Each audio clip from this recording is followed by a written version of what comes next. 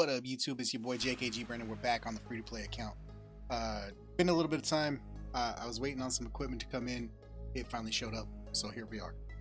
We are on day 51, 52, day 51.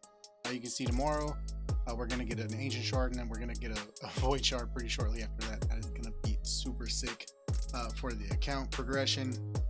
Missions, we are just starting our last stretch on the Arbiter missions, so we should be actually getting Arbiter fairly soon, as long as things go pretty well.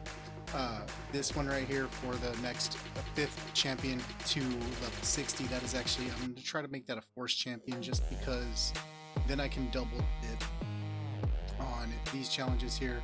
Upgrade a force champion to rank 6, which will give me another legendary book, which would be absolutely amazing. Arena, we only have these last two here to do. These are going to be a grind, that's fine.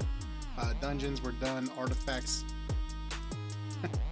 artifact missions, you know, they're artifact missions. You can kind of tell how much I enjoy those, right? As far as clan boss goes, most important thing, we'll get that one out of the way. We're actually doing pretty well. We are when it goes force, we're in a bad spot because we got a lot of magic affinity champions in my squad. But you can see 12.7, almost 13 million. You know, we're right in this bottom chest here. When it goes magic or spirit, we're in a much better spot. But typically I'm able to do 3 keys into nightmare and 1 key into brutal, and which is pretty much going to be the plan today. And then we're there. Hydra. Hydra is Hydra, man. You can tell I really care about Hydra. So it's so important to my well-being. Yeah. 3v3. I just cruise in bronze. Don't care about going higher. Regular arena, I like being in gold, and kind of flip-flopping back and forth between gold and silver. So my defense is actually a one-man defense, not even a built-up KO. I think I actually just randomly put some gear on him for faction wars so he wouldn't die, but that's pretty much it. And then tag arena, we're in bronze, we're good there. As far as the dungeons go, dungeons, go ahead, and we're not going to quit the game. We're going to hit the right one. Minotaur, we are farming stage 15. Ice Golem, we are farming stage 15. Dragon, we're able to go a little bit higher. I actually farm stage 16 just because it's 14 and we're 14 on energy, so it's a little bit cheaper on energy, and we're able to do it in a pretty decent amount of time, you know, right around 2 minutes, give or take. And it's pretty much 100%.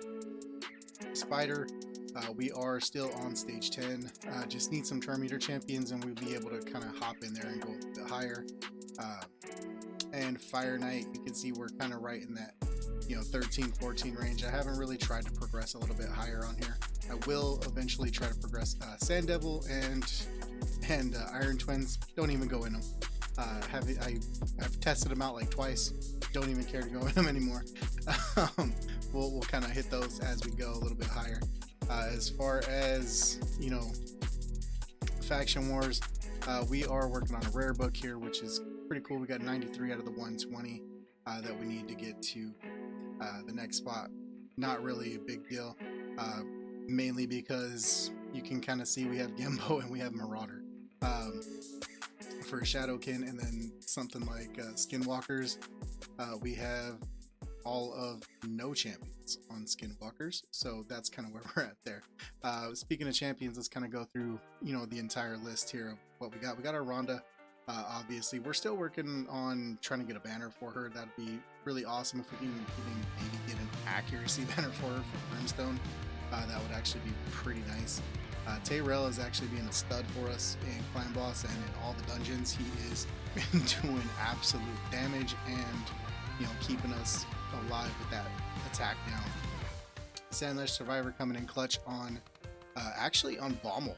Once we get to Baumel in the Doom Tower, and if she's the last one alive, she can actually solo at that point. It is very much not 100%. I'm not saying do this or anything like that, but Sandland Survivor, if she's like the last one or two left, and we only have a little bit of, say, like 25% of Bommel's HP, there's at least a 50-50 shot of her solo. It is, outside of that, it's been a struggle. And then any new champions that we've gotten on the account, we're working on another Armiger. We're always working on Armiger, it seems like, on this account. We're working on our Haikatoon, actually trying to get some, make her fast for arena. We were able to fuse Relic Keeper as part of the Arbiter missions. I do actually want to kind of put some gear on him and actually put some work in with him, because I think he can be fun in arena, especially maybe even a 3v3 type of a setting. He can actually be a sleeper with that A1 skill, where he's just gonna take an extra turn every time he kills somebody. So that's something that's there. Bloodbraid, I put gear on Bloodbraid, and just for faction wars to try to get through another level. She actually was hitting really hard, obviously compared to the other champions that I have on the account. She was holding her own, so I'm actually thinking about not feeding her off as food, and actually using her in some situations, because I think a champion like a Bloodbraid, because what she brings to the table, heal reduction is going to be great. A 3-hitter on a 3-turn cooldown with an extra turn off of that is really nice, and then a provoke on the A1, so that one turn, that provoke off of that A1, because you're going to be A1ing as much as possible with her, and you're getting those extra turns. That can actually be really good for some of those, like the secret rooms for all rares and things like that. I think she could come in really handy there, because she can give you that provoke, and she can actually hit pretty hard.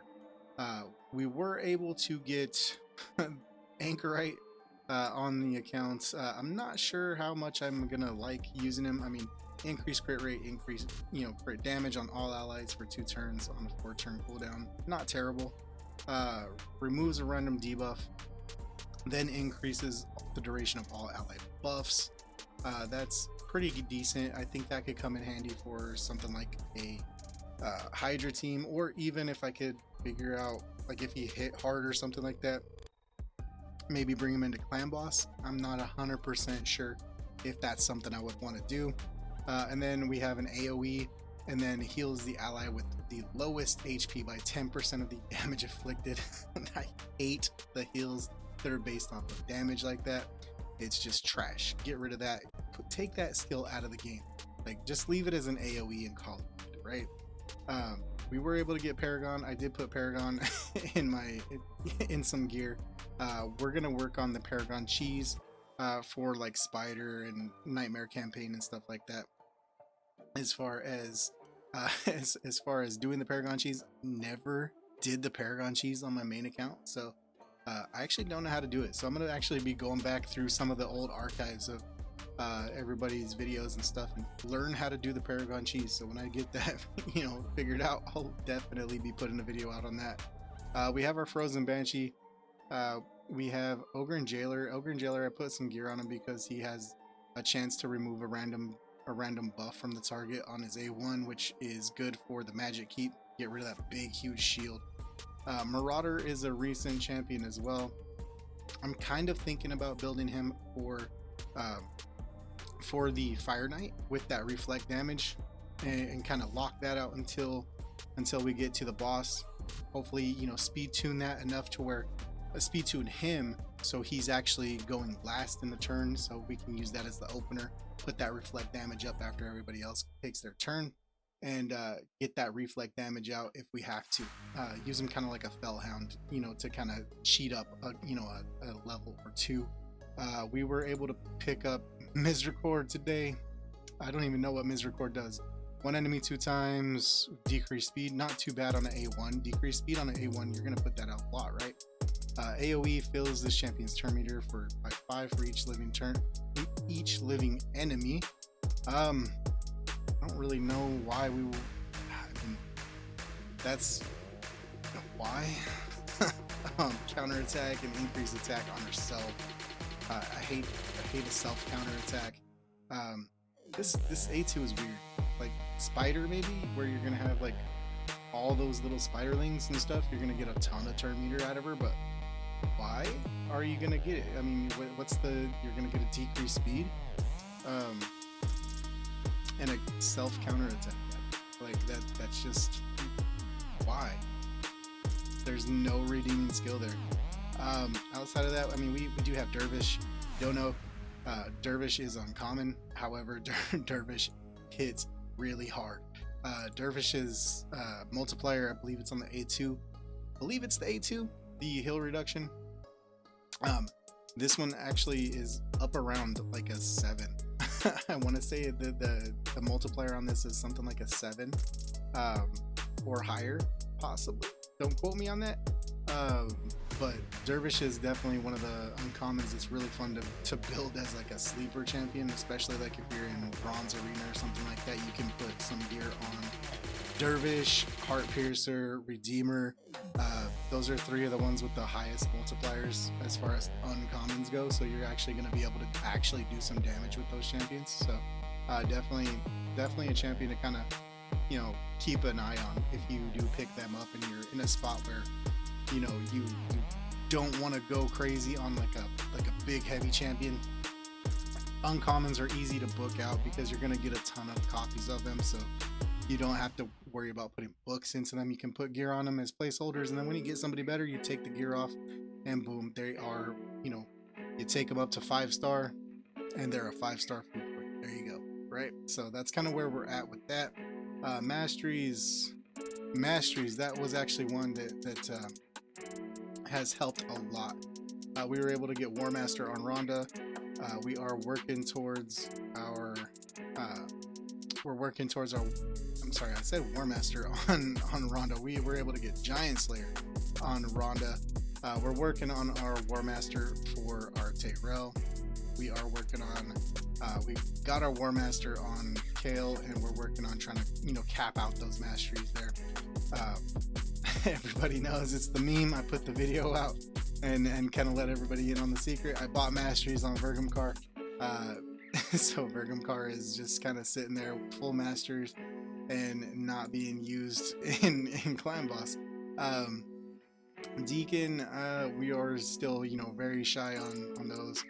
Jamarsa has been really good for progressing in our, you know, dungeons and stuff like that. Maybe, you know, if we're, you know, on a cusp of going, say, from like 14 to 15, putting Jamarsa in has been able to get us to go to 15 in a lot of those situations. Obviously, depending on affinity and stuff like that, right? Sandler Survivor, we've barely started working on the masteries on her, so that's definitely one where we're definitely going to have to get her in there. But that's kind of where we're at on the account. You can see, trying to clear some dots as we go. I got to go through the index. I got to do a massive gear cleanse on this account. If you kind of come in here and you look at the gear, we have a ton of gear to go through. We are definitely going to be using the silver hack, if you will. Hell Hades put it out in a video recently. He did a collab with Wix Tellarians, who, if you don't know, go to Wix RSL. Wix is awesome guy right here. He does some stuff. He put out the video for the silver hack. Long story short, you go into airplane mode, you level up a bunch of gear to level 10. You take your 5 and 6 star gear, take a bunch to level 10, and then start leveling up the ones you actually want to get to 15 and get them up. You know, and you take those up, go into airplane mode. If you're on PC and you have Ethernet connection, make sure you unplug the Ethernet connection when you go into airplane mode. Otherwise, it's not going to work. It's just going to keep it connected. And then, you know, count how many times it fails. Go back on one of the other pieces of gear that you have at level 10. Level that up because it's going to be cheaper. Level that up until you get to the amount of fails, and then go back to your to the piece that you want to take up, and you level it up, and it counts all those level up on the other piece of gear, counts all those as the fail attempts, and then you're boom, one attempt, and it goes right in. It's a way to save a whole bunch of silver. And then especially like if you're doing a massive gear cleanse, like I'm gonna have to be doing one of these days, you're able to just progressively, hopefully by the end of your gear cleansers, you should have, you know, a net positive in silver.